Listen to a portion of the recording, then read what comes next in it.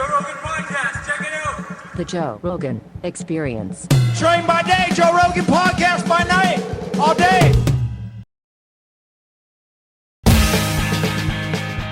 Thanks for doing this, man. Appreciate it. No, I appreciate the invite. What's it like being the mayor of Austin? You know, it's a real trip. If you could go back and do it again, would you? I keep reminding Diane that we volunteered to do this. Yeah, I mean, because there's so many things about it that are spectacular, but it is also the most frustrating thing I've ever done. Have you ever done anything in public service before this? Not in any kind of elected office. What gave you the motivation to do it? You know, I was in and around politics, but you know, I worked on some campaigns. I had a friend who became a state senator, and I took some time off helping him set up his office.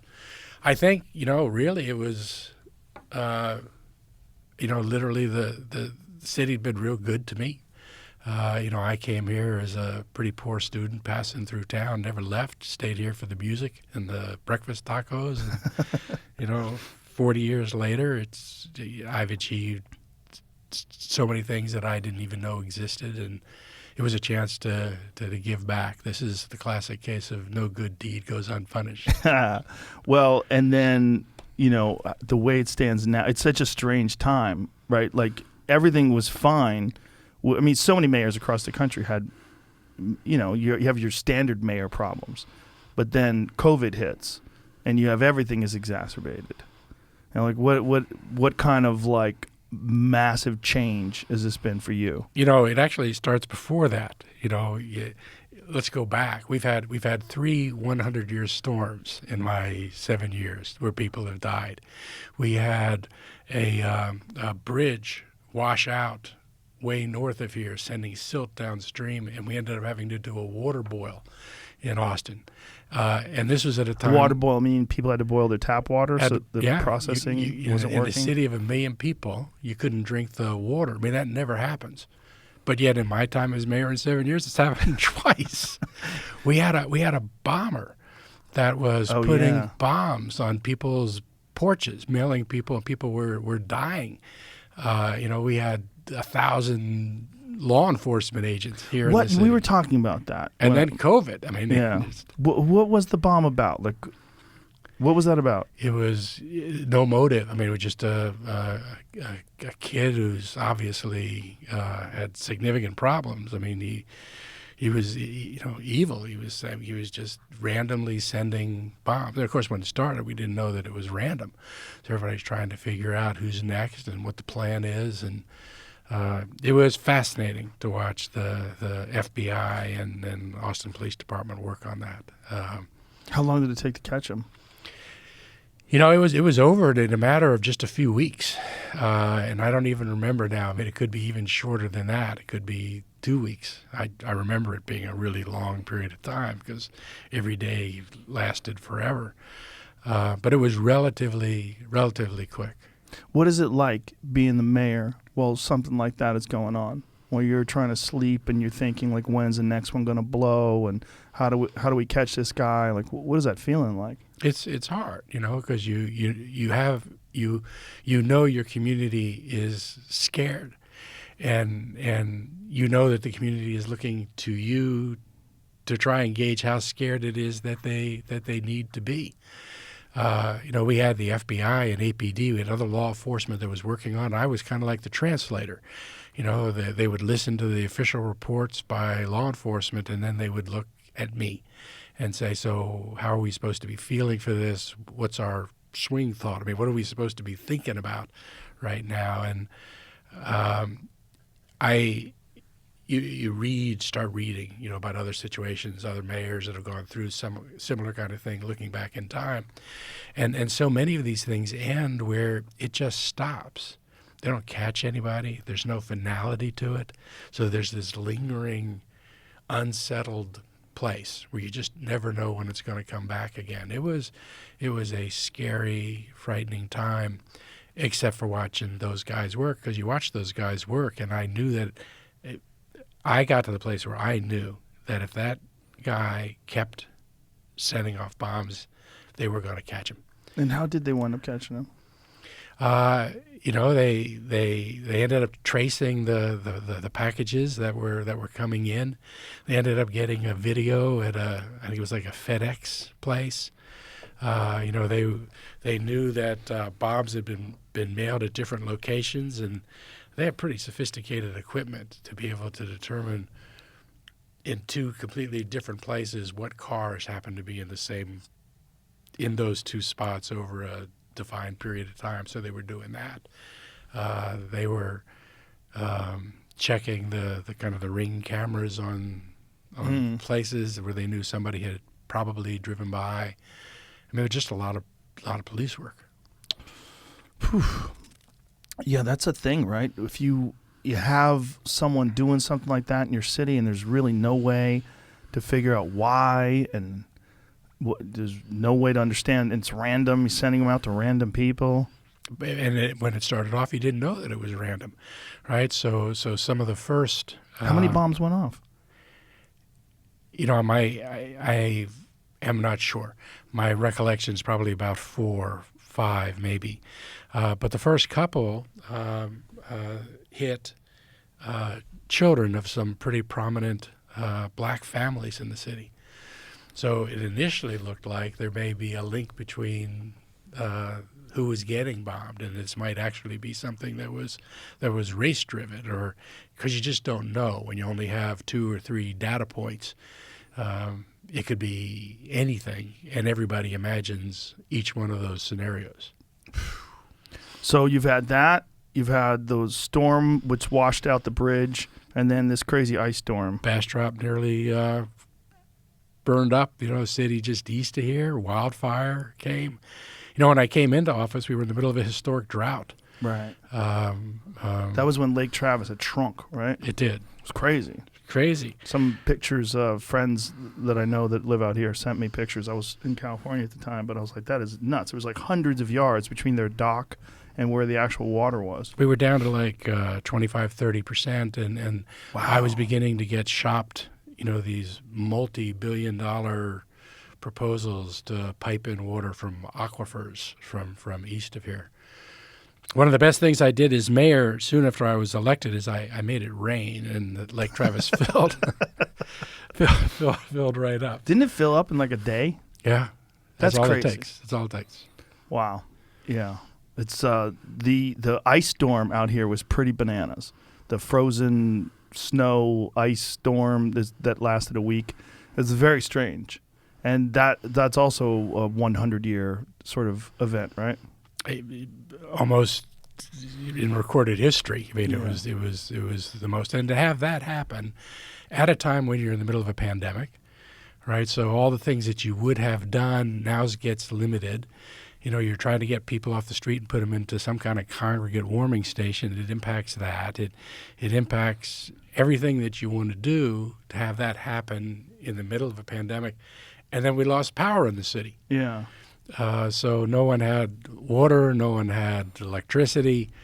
It was pretty interesting. One thing I did find, though, when you went to the supermarket is that people were kind of like bound together with a sense of community. It was people were people were very friendly here, period. It's a very friendly city. But there were even more. It seemed like instead of just flat out panic, people were talking to each other more. People were offering up possible solutions to different people's problems and how to handle things. It felt good. And you live here now. I mean, I really do think this is kind of a magical place, and I think that is one of the elements. I mean, there were not only in the grocery store, but there are people all over the city that didn't have food and didn't have water. And, frankly, when something like that happens, it's like way too big for government relief efforts to be able to get to people. You need neighbors that are stepping up to help other neighbors, and that was happening all over the city. When you first became mayor, or when you were running for office, did you have certain objectives that you wanted to fulfill? And when you got into office, what was the difference between your ideas of what you could do and the reality of doing them once you got in there? Well, when I ran, the highest priority, if you polled people, was do something about transportation. A lot of people moving into the city. Everybody's, looking at congestion issues that they'd never seen before. Do something about transportation. We have no real mass public transit. We have an I-35 here, one single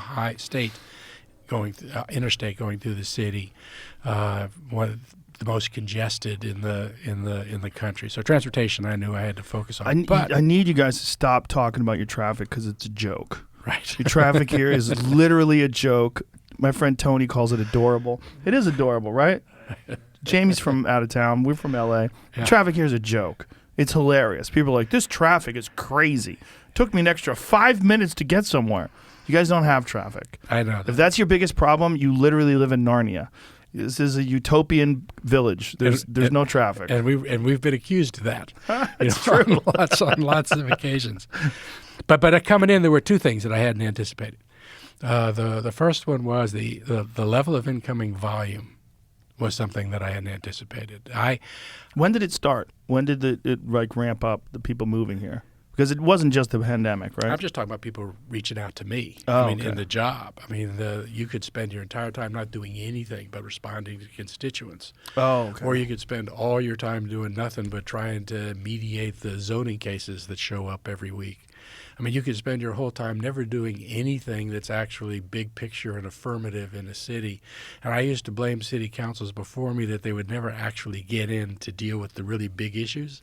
Well, it was real apparent to me 3 weeks into this why it is that happens. It's really hard to do that. The second thing was that government is hard in Austin. One, your mayor, you're not a strong mayor like in Houston or New York.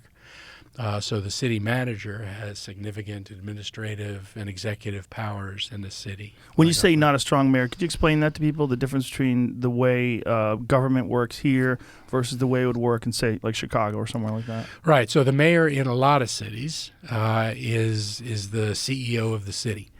Sometimes they don't serve on city council, and the city council is kind of like the Congress or the legislature. In a lot of cities, it's the mayor that appoints the police chief and the executives and the head of the departments. That system is in a lot of cities. There's also a lot of cities in the country where the city manager, appointed by the city council, is really the chief operating officer of the city and really makes all the appointments in the city. The city council operates almost like a board for a company and deals with policy-related issues, not the management or the executive issues. And that's what we have in Austin. So I'm on the city council. I have no greater vote or power than any of my peers on the city council. So it makes it difficult to come into a city and lead when the other 10 people on your council have identical powers that you have, with the exception of I have probably a better ability to be able to convene people because I'm the mayor, and I have better access to the bully pulpit than they do. So you learn an entirely different way to lead than I was used to in my companies, in my law firm, because there I was the executive. So the difference between the way it seemed the job was versus the your actual ability once you got in was pretty stark. Yes. Yes. So this is why things don't get done. It makes it hard. I mean, Yeah. and I'll give you another example. In Texas, because of the open meetings requirement, I'm not allowed to talk to half of my city council about an issue before it comes up at a city council meeting. I'm not allowed to. Why half? Because I'm not allowed to have. You can't have a majority of the city council that spoke to each other prior to a meeting about an issue. Because then you would collude? The thought is that government would then be in the smoke-filled back rooms cutting deals and making things, and they would show up in That sounds like fun. and just said that. You make decisions Yeah. that way. Families make decisions that way. Yeah. I go to my daughter and I say, we're going to have a family talk about this issue. Tell me before we go there, though, tell me what you're scared of. Tell me Right. what you're worried about. Tell me what you need. Tell me what you want. You can't have these conversations with your city council. You can't, and any kind of business does that kind of thing. No. If I know what a majority of my city council is going to do on an issue when I walk out onto the dais, then there's a good chance that something went wrong. That seems Crazy. it seems. I get the motivation for doing something like that, but it doesn't seem like an efficient way to handle things. It seems like the more talking you can do and work things out, the better. The idea is you're supposed to be representing your constituents, right? That's what everybody would hope. The best way to do that would be to communicate and see what's the solution. How do we solve these problems? Right. Well, you used an interesting word in your description, which was efficient. I come from private market, private sector, and efficiency is key to operating and running and the results that you make. In government, efficiency is not what is prioritized. In efficiency, engagement it has a greater value, currency value. Openness, transparency with government is a higher value. All of those things are not about efficiency. But that's the values that people have placed with government. Under the premise that they're trying to avoid corruption. Correct. So what were things that you wanted to get done that you haven't been able to get done? I wanted to get a land development code rewrite in the city. One of the, there are so many things that are going right about this city. We have one of the lowest unemployment rates in the country, an economy that's on fire. We are one of the safest big cities in the country from a public safety standpoint. We're the fastest growing large metropolitan area and have been, I think, for like each of the last 9 years. There are so many things that are happening right. But one of the things that follows from that is housing prices are just off the charts. Now, for somebody who's just coming here from California or from New York, it looks like deals. If you're living here, kind of like traffic, you get used to being able to get anywhere in 15 minutes. But housing prices in Austin is appreciating more rapidly, I think, in Austin right now than any other city in the country, which means we have to increase the housing supply in the city. But when you start talking about increasing the housing supply in the city, you immediately run into the culture wars on real estate development that you see these neighborhoods. How do you increase density? How do you increase the number of units? How do you increase height? How do you increase the change so that you can increase housing supply? That was like a big battle for years. We inherited that battle in a process. We were about 7 days away from adopting a new land development code, and then the court stopped us. And what was the goal, this new land development code? Was the goal to increase density? It was to increase more housing supply in the city of all different kinds. Do you get resistance from the residents, the current residents, that don't want you to overbuild? They don't want their neighborhood to change? Is that the idea? You get resistance from neighborhoods that are trying to preserve a certain quality of life or neighborhood character. Yeah. That's important to them. And is there a common ground or a middle ground, rather? I think so. And before I leave my office, I hope this summer, we're going to be able to join with people that were on opposite sides a year and a half ago and say, okay, what is it that is achievable? How much of what we need to do can we get done and get the votes for? What the court said was, in order for us to pass what we were doing, we needed a supermajority to get it done. So on our 11-person council, we needed 9 votes as opposed to 7 votes. There weren't 9 votes.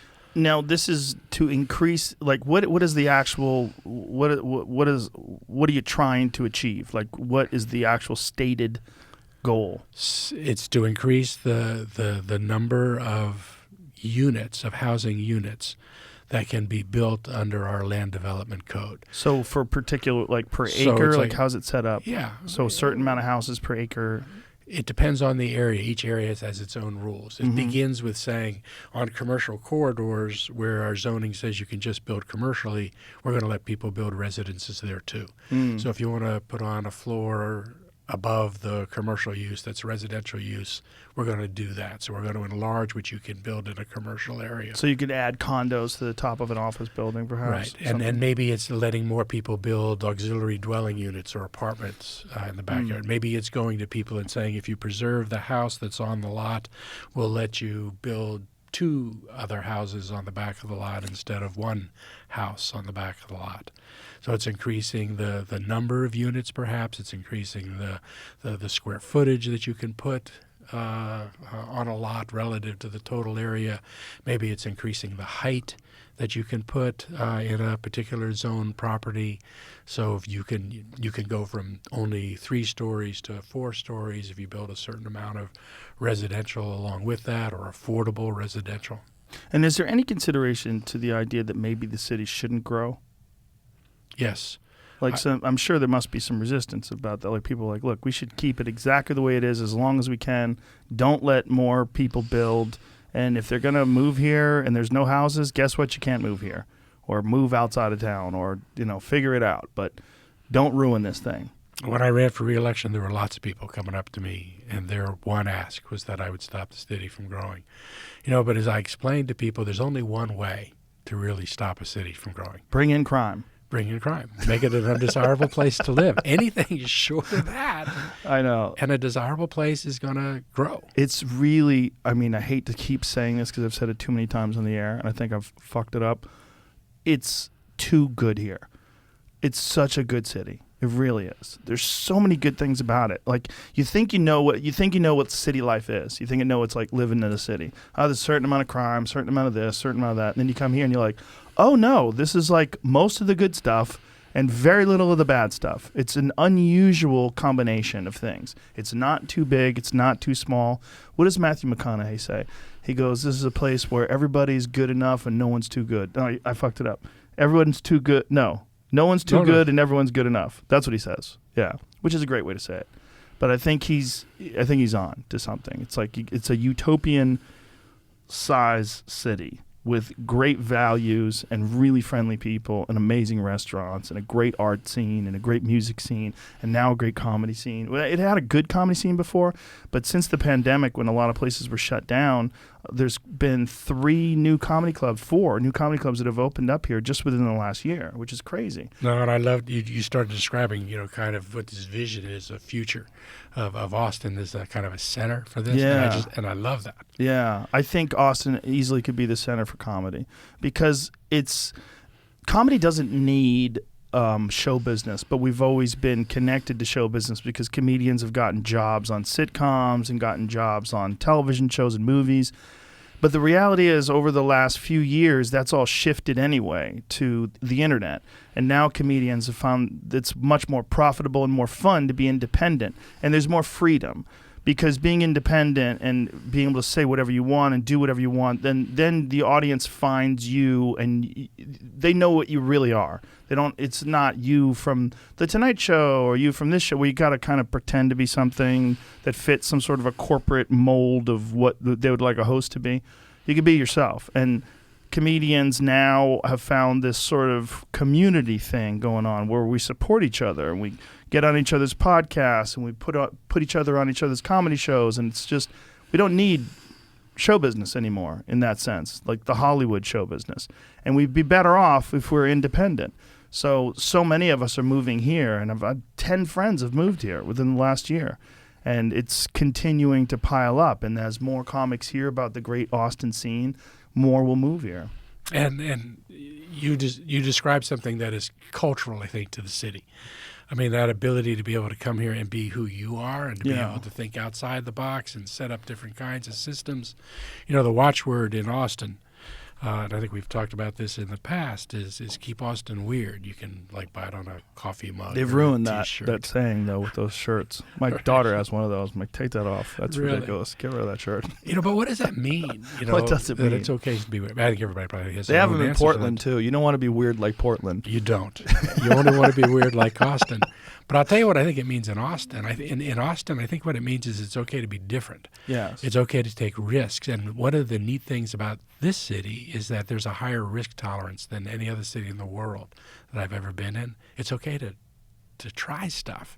And if you don't succeed, you don't get punished the way you do in many other cities. I mean, you're expected to like learn from that and try again fast. It's that culture of try something, learn, which is behind startups, which is why there are more startups per capita here in the city than anywhere else. It's a city of early adopters.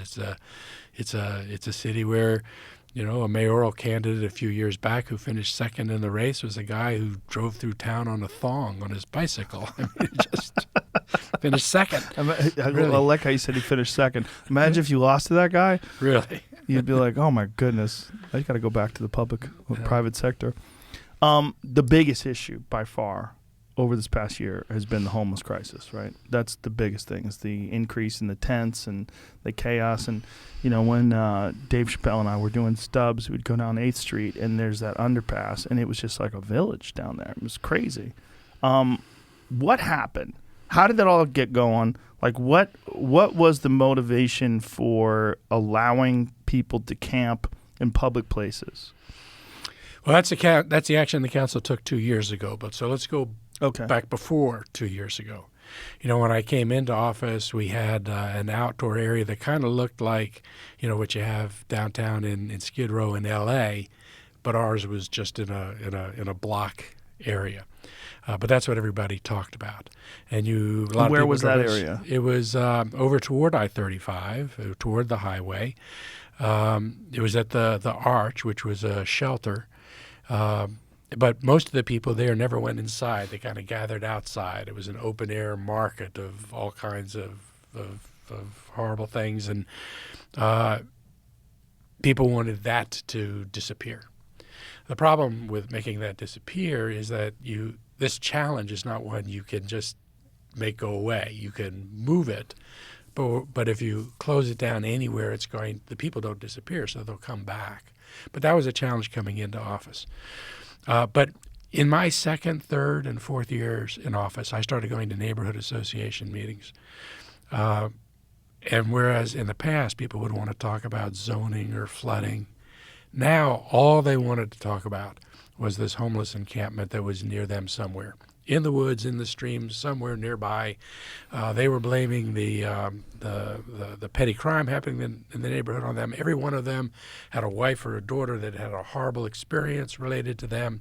And I was going to these neighborhood association meetings, and people were as angry as I have ever seen at a public meeting, demanding that something be done. I had one of them here, neighborhood. A guy came up to me after it was over and he said, "You're mayor, fix this. And if you don't, I have a gun and I will fix this myself." Jesus. And I don't know that he actually meant that, but that was the fervor and the feel. And I had, as a member of this city council, nothing to offer that neighborhood association. They were complaining about people that were under an overpass at the highway, not too far away from them.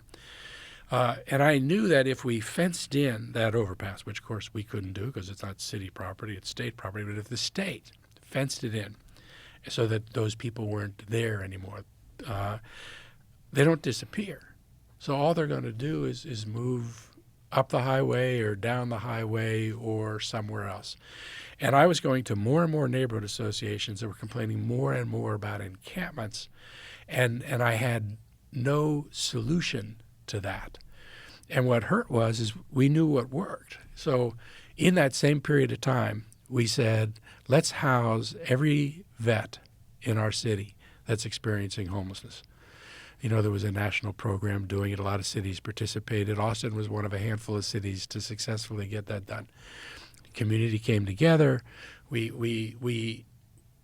you take someone who's experiencing homelessness and you put them into a home and get them wraparound services, there's like a 90-95% success rate that person will either reintegrate back into society or will sustain themselves in a positive way wherever it is. 90-95%. And it seems like Austin, being a fairly small city, you're dealing with a much smaller, even though it's a large number of people per se, it's almost a manageable number. Like you might be able to do that with all these homeless people. Whereas if you're in a place like Los Angeles and dealing with 100,000 people, like what's the number of homeless people in Austin? Right, you're dead on, and quite frankly, that's the gamble or the what the city council was trying to do 2 years ago.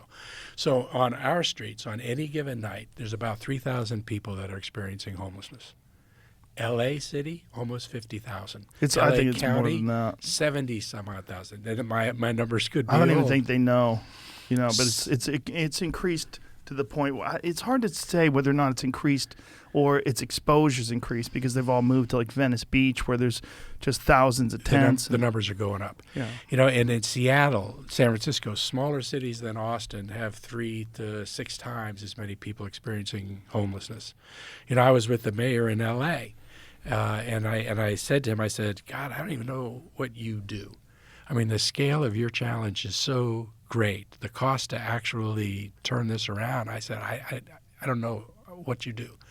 And I said, so I'm not here asking you what you do, but I'm asking you, what do you wish you had done 8 years ago, 10 years ago to prevent being where you are today? What did he say? He gave me the same answer that the experts gave me in San Francisco and Portland and Seattle. They all said, if you hide this challenge, it's going to continue to grow until it is so big you can't hide it anymore.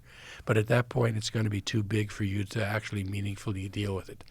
They said it is like the political issue right now in L.A. and in San Francisco. It's like important. They said, I wish that we were as resolved to fix it 8-10 years ago as we are today, because we would have been able to set up the systems so that we could have reached equilibrium and now we wouldn't be here. You've got places like San Francisco that have such tolerant policies towards homeless people that people gravitate to San Francisco to be homeless, which is really kind of crazy but true. People have actually moved there with the intention of like taking advantage of all their services, taking advantage of the food and shelter and the ability to do whatever you want. And, you could actually get money for certain services in San Francisco. There's like a fine line between helping and encouraging people to continue the lifestyle. And for some people, the freedom of just being able to camp and do whatever you want, like they're checked out, right? For whatever reason, whether it's mental illness, whether it's just they prefer this sort of vagabond lifestyle. I don't know what it is, but is there a line that you have to make sure you don't cross over, where you don't make it easier for them to be homeless? You want to encourage them to take advantage of these things that you were trying to set up, where you're talking about providing them with wraparound services where you can actually reintegrate them to society. Like, how do you make that distinction? Well, so much of the debate and the discussion around homelessness has turned so political, like so many other kinds of discussions, but homelessness is one of the big ones. So I have continued to ask the people that are working daily with the universe of people experiencing homelessness in our city. About 10,000 people in any given year intersect with our homelessness system, about 3,000 people on any given day in our city experiencing homelessness. And I've asked that question, are we pulling people in? And what they tell me consistently for the last 6 years, 7 years, is that you can find anecdotally where that has happened, but generally speaking, the overwhelming number of people experiencing homelessness in our city are people who fell into homelessness here. The people that are coming into our city, most of them are coming from the areas immediately around us. I had one of them tell me once that there's not a voter's guide to cities for people experiencing homelessness, and Austin would be in danger going from 2 stars to 3 stars, and people would start coming. We have enough challenge getting people experiencing homelessness to go from one side of the city to the other side of the city once they have a place. So where I'm looking at here, and I know that the governor, Gavin Newsom in California, told people that Austin and Texas were giving people tickets and sending people to California. Did he say that? He said that. Not true. No. Wait a minute, that guy lied about something? That's crazy. That's what I hear.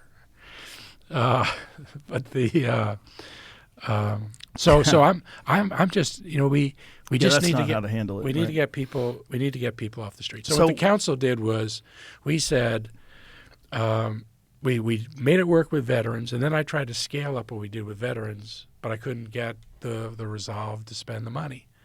And part of the reason is because people didn't see the challenge. So there'd be some neighborhoods that were willing to do it. I knew as sure as the sun was going to come up the next day that this was now accelerating in our city.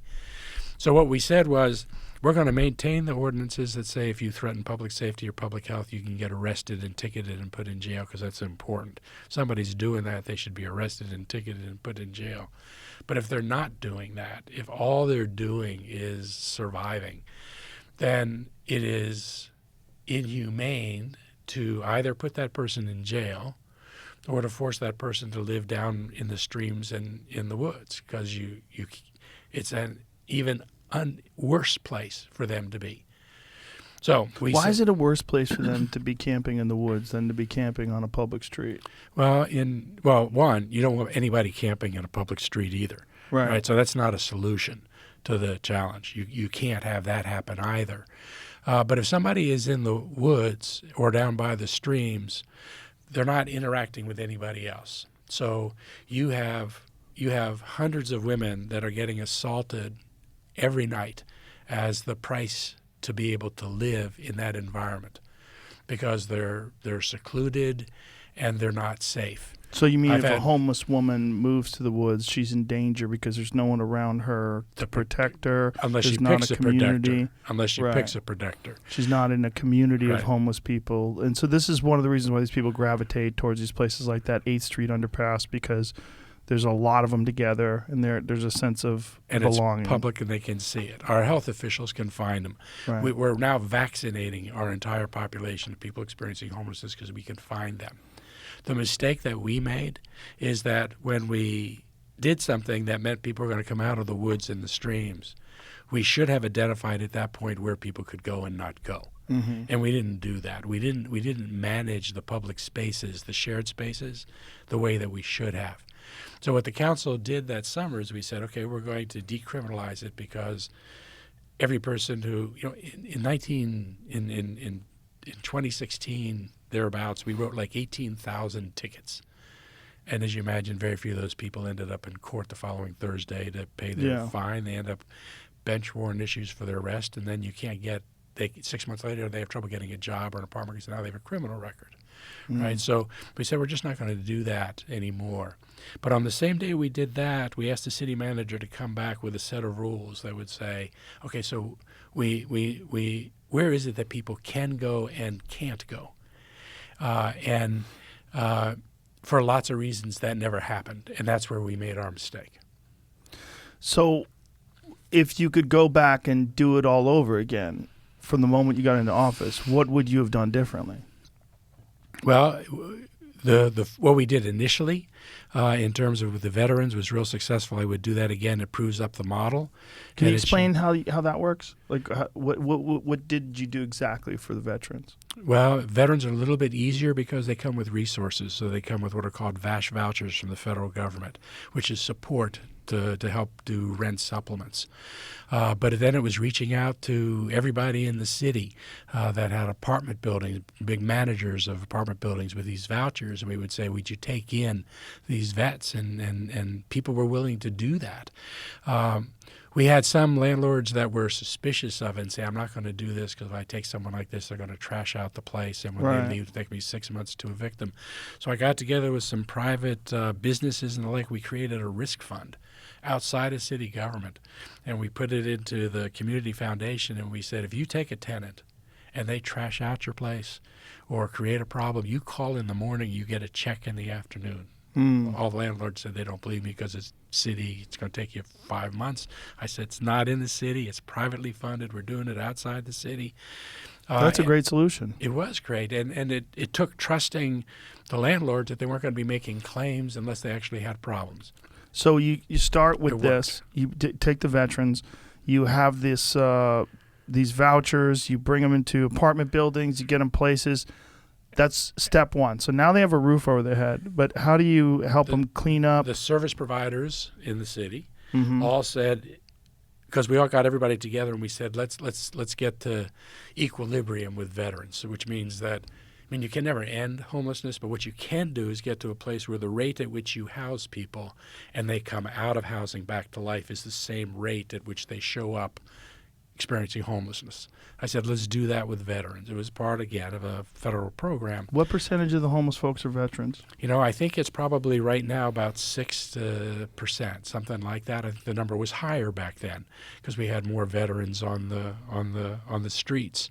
But the service providers all came in and said, okay, if you can house vets, if you can find places for them, we'll start prioritizing them for giving them services. So how do you let these vets know about this, and how do you locate the vets? Well, the people are on the streets right now. The service workers, the mental health interventionists. And they basically go tent to tent, and they ask folks, are you a veteran? If you special are, programs. There's special programs. What I had thought is that once we were successful there, we would be able to scale it up to everybody. Mm-hmm. But much to my distress, I learned that a lot of people were involved not because they wanted to help people experiencing homelessness.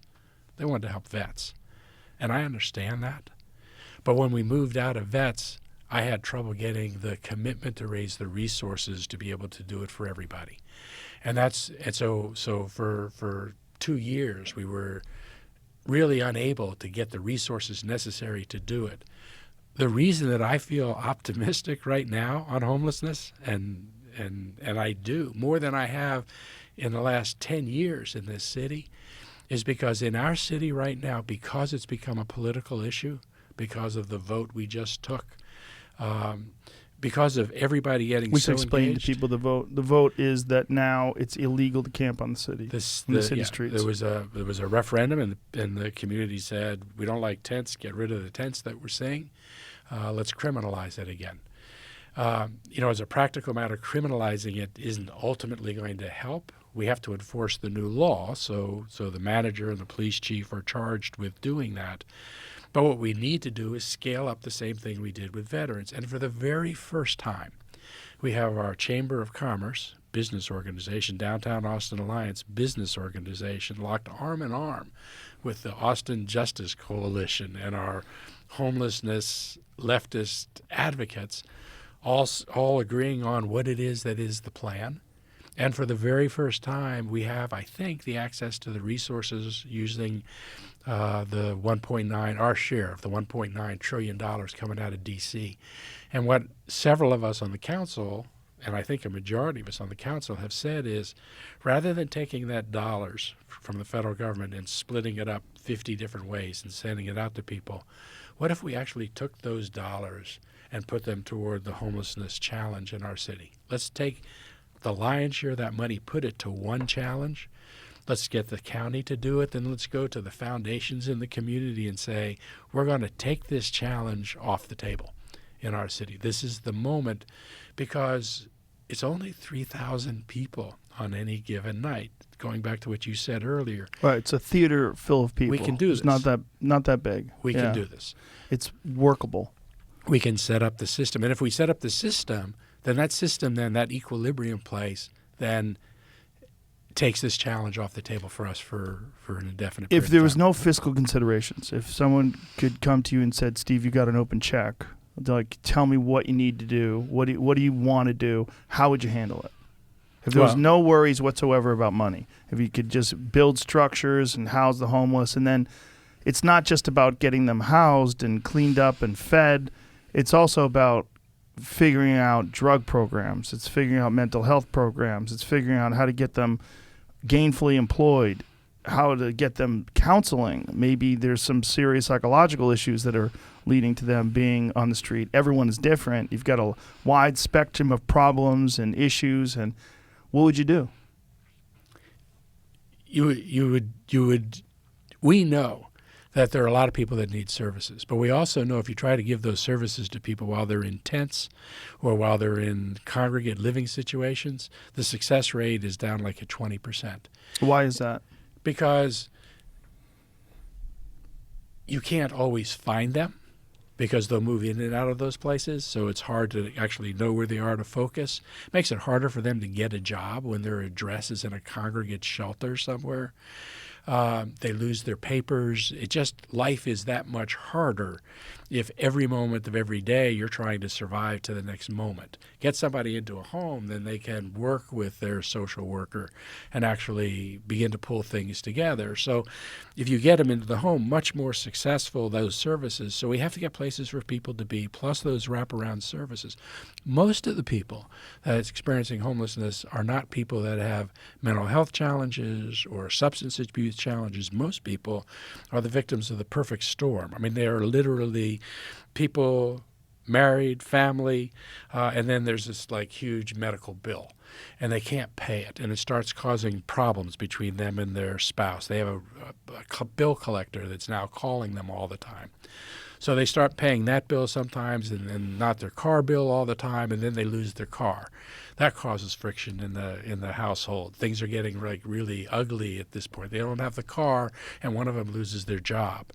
And then the next thing you know, the spouse leaves with the kids, car's gone, the bill collector is still coming, and then the person loses their apartment. And they end up on the streets, and they raise their hand, and they say, I need help. I don't know who to call, because they literally have no one to call. And they say, if you can just help me for a month or 2 or 3, I can right this ship and get back.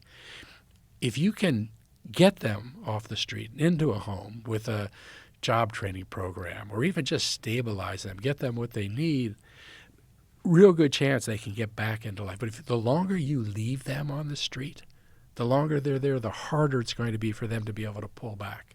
The wait list right now in Austin for somebody in that situation who raises their hand is like a year and a half to get living. So we're creating a lot of the challenge that we're dealing with because we don't have the capacity, and that's been the frustration.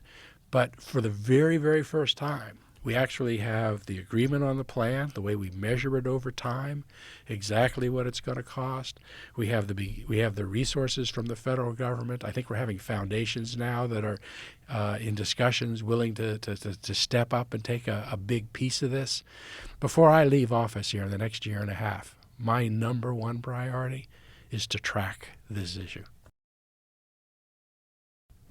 Now, if you could, what would you do? Would you build large apartment structures? And when you do that, how do you connect that to guidance? Like, how do you connect that to counseling? How do you connect that to, healthy meals for these folks? How do you connect that to, someone who's going to give them counsel, someone who's going to tell them, like, here's the steps that you need to take to get back on track. Let's work on this together. Here's your project. This is what you have to do today, and this is what I'm going to do to help you. Well, you don't create any living situation without already having those support services part of it. So you don't just put them up in a hotel. No. It wouldn't work. Right. And there are lots of different models about what that could look like. So we're buying now some hotels, because it's cheaper and better for taxpayers to do that than it is to build something new. We're working with developers in the city that have a track record of success. We have people like Mobile Loaves and Fishes and Alan Graham that have built small kind of communities of mini homes. I mean, there are lots of different ways, and the people that are doing this, again, are like 95% successful. I don't know what you do, Joe, about poverty. I don't know what you do about racial wealth disparities on racial lines. I mean, there are some issues that are societal issues that are so big, I don't know what you do with. But homelessness, we know exactly what works. And it's purely a question of, is the community serious enough about putting the resources against it to fix it? Has any community brought homelessness back from like a very high level to a much more manageable level? Has anyone been successful? Houston, just down the street, is real successful. So, but what Houston did is they started doing this 20 years ago. So 20 years ago, they went to HUD in D.C. and they said, we want to start building and buying places for people to go. We're going to give them services because we think this will work. And HUD supported them like as a pilot program, and it was successful. So every year they've gotten more. What does and more HUD stand for? Housing and Urban Development, one of the cabinet offices in D.C. So they got funding. They were successful. So every year they've gotten more and more funding. So every year, I think this past year recently, they got over $40 million. I think Dallas was like at 11 and Austin was like at 3. What we need to do in Austin is what Houston did over the last 20 years. We need to do it over the next 3 years. I mean, it works, but it's going to be more expensive for us in the next 3 years or so than it is in Houston. But once you get there, once you set up a system, because people move in, you know, one, you divert as many people as you can before they get to that place.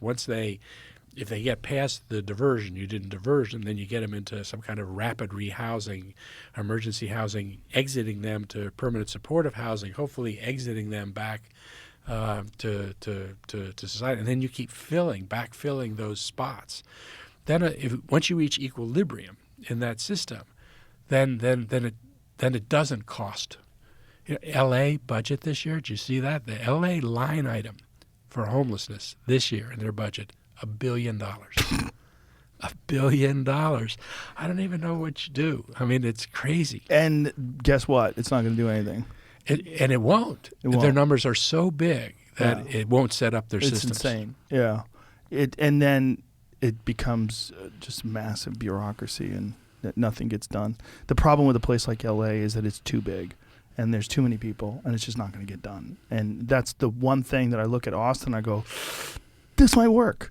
Like it seems like you can kind of manage things way better when you're dealing with 1 million people than when you're dealing with, whatever Los Angeles has now.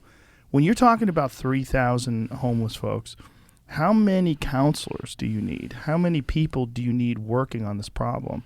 How many, you're obviously going to need folks that are experts in helping people rehabilitate and getting back into society, and you're going to deal with a bunch of different kinds of scenarios. Some people have extreme mental health issues. Some people have drug addictions. Some people are like the story that you just laid out earlier, just a bunch of things happen in the perfect storm and they wind up being homeless. So the plan so our Chamber of Commerce got together with our criminal justice advocacy group, and I've watched them over the last 5 years be at town hall meetings where they argue with each other over what it is that's supposed to happen. They engaged in a facilitated conversation. Chamber, DA, Downtown Austin Alliance, ECHO, the umbrella organization, a facilitated conversation. They invited me to participate. It felt like a marriage counseling session. And what they brought in an outside person, and they were trying to come up with a small exercise project that they could do together to build trust. And what became apparent when they actually got in the room with the facilitator is they could agree on what it was that was the whole plan from A to Z. They couldn't fund it, but they could agree on what the plan was. But the fact that they could agree on it was the first time I had seen that in my lifetime in this city. And then more and more people started surrounding that and saying, if they're going to agree that this is the right way to go, then we ought to figure out how to fund this thing. And that's where we are right now. So that plan that they came up with the facilitator, by the way, one of the architects of the practice in Houston, came in, and I think that it said that they have to increase their capacity of people to do the kind of casework that you're talking about by about 250 people. So they bring in about 250 counselors / rehab experts / job specialists, people that can help these people become gainfully employed, people that can help these people clean up. And then what could be done to incentivize these people? Is it giving them hope in the sense of marking progress and making a show of it, like saying, this is fantastic. Look what we've doing. We're all working together. I know everybody here is down and out, or you're in a situation where you'd rather be in a better situation.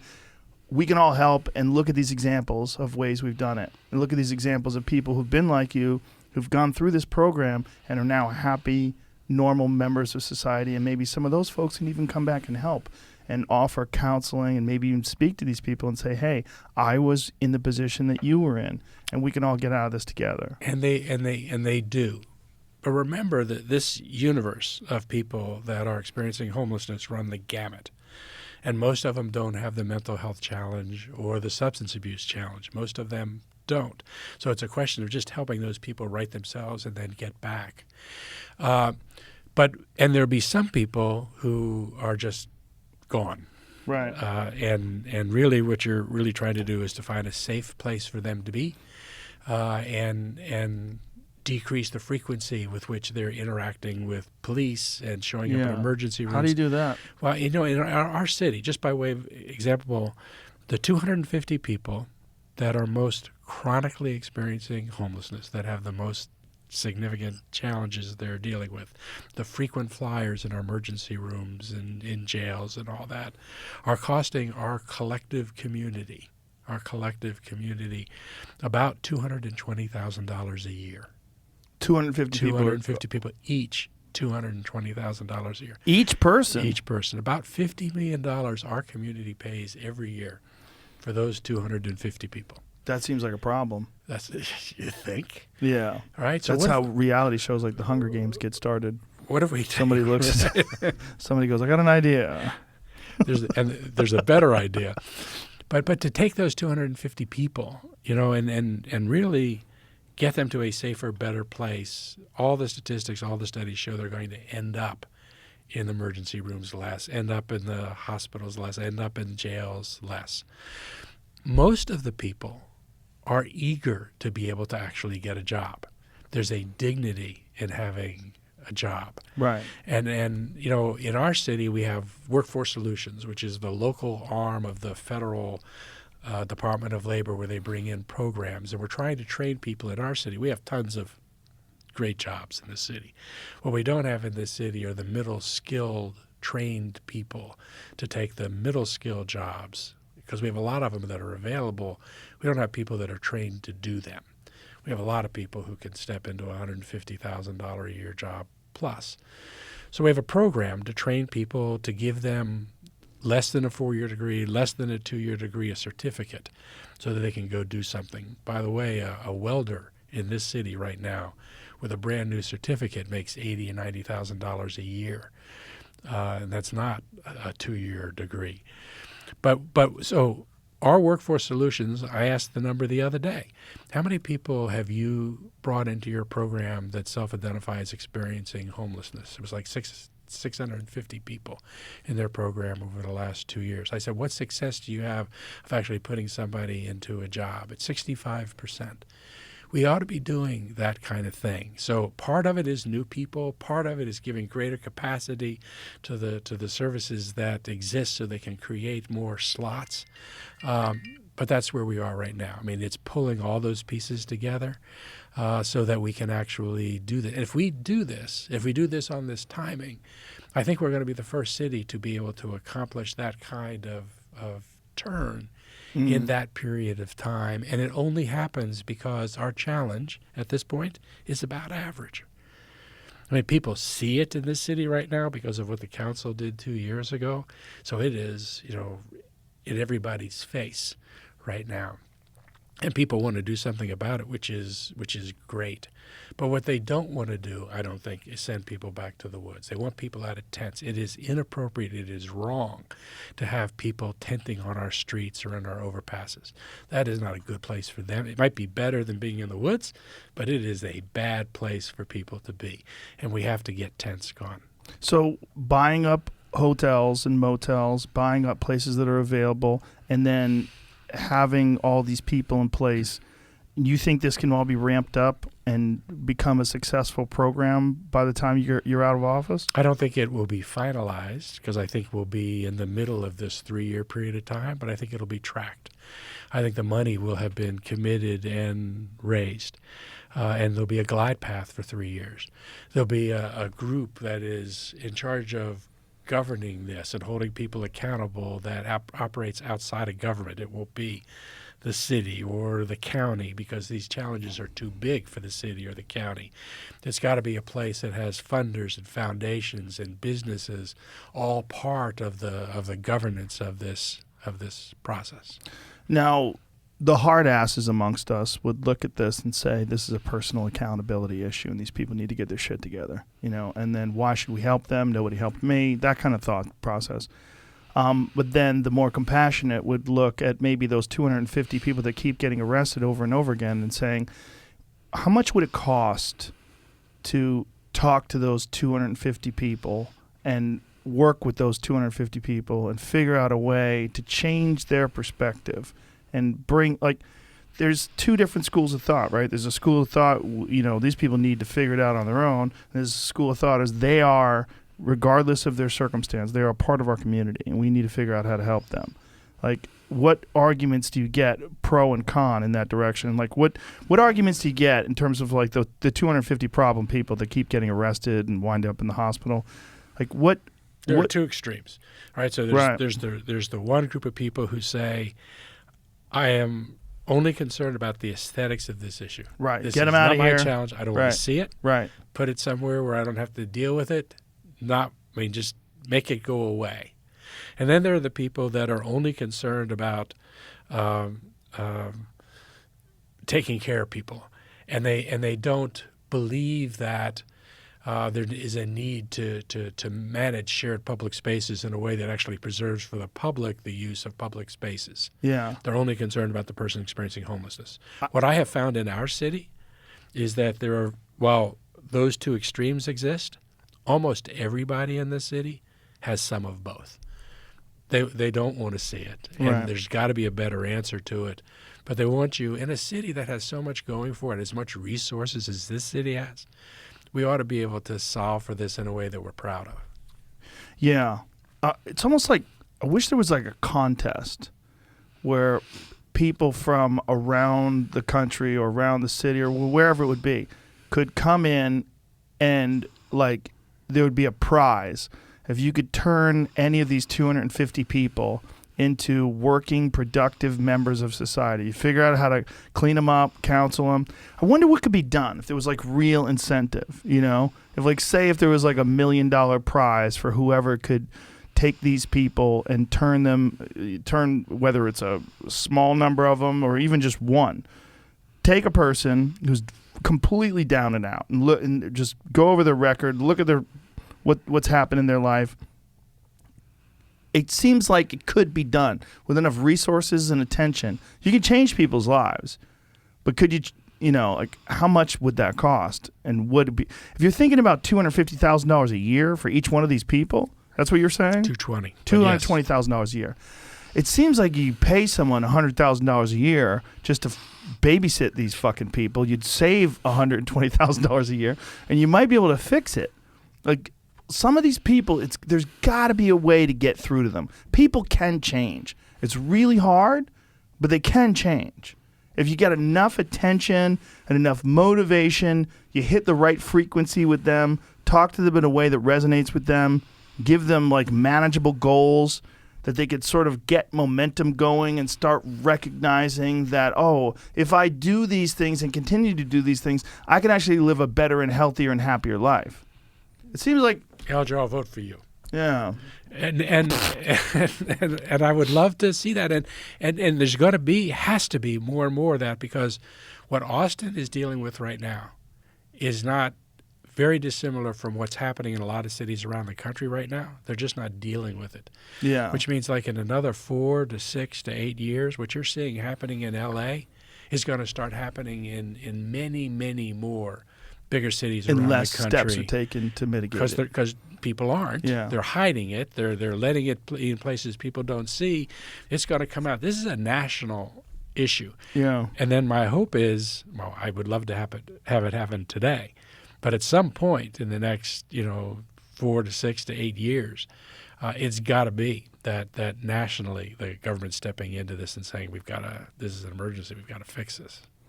Yeah, it seems like it has to be, again, there's this thing that people want personal accountability. They want people to just go and figure things out on their own.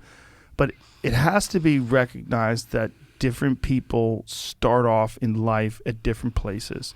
This idea that we all have equal opportunity is nonsense. It's just not the case.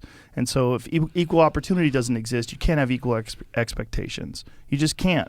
Some people come from horrific abuse and drug-abused families and violence and crime, and they didn't start at the same spot as you or I. They got unlucky with where their station in life is. And as a community, the compassionate thing to do is to try to give those people a hand, reach out, give them a hand. But it's like, how much? How much do you do? And how much is it? How much are you doing where you're just enabling and encouraging people? You don't want these sort of like really overly progressive programs that ultimately do more harm than good because they just enable people to continue to live this life. You want to kind of guide them, right? Right. And what the studies show is that most of these people, and it is not everybody, but most of these people, if you can give them a key to a room, they will take that room rather than being out on the street, so long as they can bring their pet or their girlfriend, so long as they're not being asked to do another 10-point program because they've done 20 of those and they're just not going to do that again. But if you can get some into a place where they're safer and then get them the services, you'd be surprised at the number of people, the success rate of getting people to stabilize themselves. And then there's just dignity in work. There's dignity in community. There's when you start giving people back that measure of dignity. That's what most all of these people want. Not everybody. There are, but most all do. Yeah, and you got to have, I guess, different plans in place for different kinds of problems, right? Different plans in place for the people with mental health issues. Different plans in place for the people who are drug addicts. Right. Different plans for the people that just are unfortunate. This last year, I would imagine as a mayor of a city had to be insanely challenging with all the issues regarding whether or not to open or not to be open. And this is the only time in our lifetimes where the government has actually stepped in and said, hey, we have to shut down businesses and we have to deem certain businesses essential. What was that like? Horrible. And especially horrible here in Austin. Because we had South by Southwest, which is a huge festival, brings in 250, 300,000 people from all over the world coming into our city the second week in March. And we're looking at this virus that is like moving across the world, and people are dying, seeing it now hit in California and Seattle. And we're just about to bring 5,000 people from Seattle into our city. We could be bringing in 10, 15, 20,000 people from Asia into our city. So the very first thing that I had to do was working with the South by folks who were incredible and the doctors and the data was to say, we're going to pull down this event. And it was how much resistance did you get for that? There was a lot of resistance. There was also a lot of support because people were seeing what was happening. Within 10 days, it wasn't an outlier anymore. Everybody was pulling down big events in cities across the country, and it all happened within 7 to 10 days.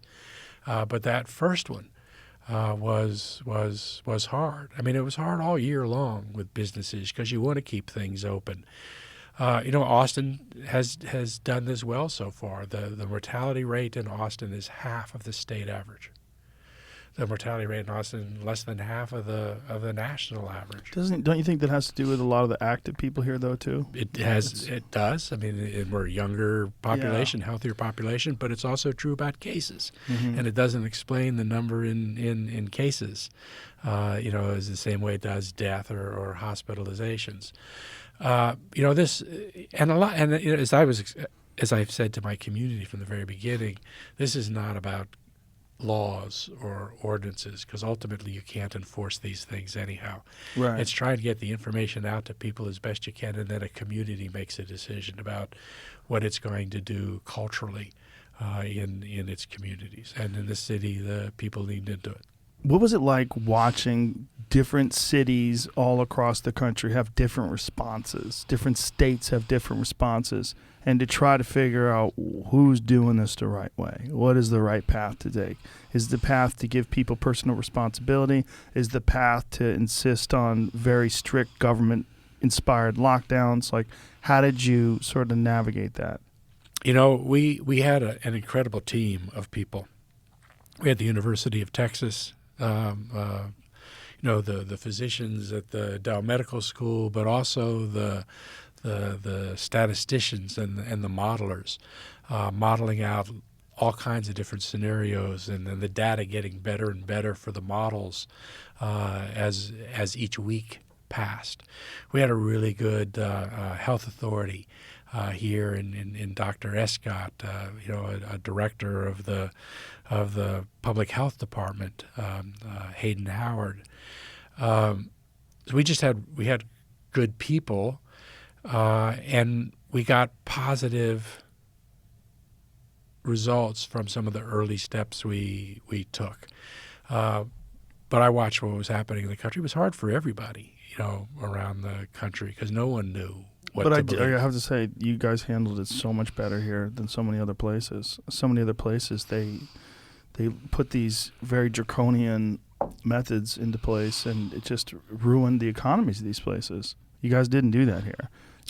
Right now, we have not only a mortality rate that's less than half of what it is in the state. If our state mortality rate was the same as in Austin, there'd be over 25,000 Texans still alive today. But we also have one of the lowest unemployment rates of any city in the country. It's pretty amazing. I think, unfortunately, obesity is a factor in Texas. I mean, the food here is just too damn good. It's a real issue. Well, it's a lot Barbecue. of tacos, barbecue. But that seems to be a gigantic. I mean, 78% of the people that are in the ICU with COVID are obese. It's a real issue. And so, fortunately, Austin is an incredibly active city. You go down the lake and you see all these people running around. It's a very, very active city. And there's a lot of people that engage in all sorts of different outdoor activities, and all those things are conducive to good health and healthy immune systems. And I think that's one of the good things about this city. Magical place. Yeah. Welcome home. It's pretty fucking awesome, man. You had a little problem during the pandemic with that one thing you did when you kind of told people to stay home when you weren't staying home. I was already gone. What was that? What was that about? What was that storm like when people got upset at you? It was a mistake on so many different levels. I went on a trip at a time when it was okay to take a trip. I got information while I was on the trip. I should never have warned people back home. What was the motivation to warn people? Like, what were you thinking? I got new information that as I was gone, I got new information that indicated that there was a growing cloud. And I reported it, and I should have come home first, then reported it. Yeah. And I didn't. I mean, on How'd so you get many busted? levels. How'd you get busted?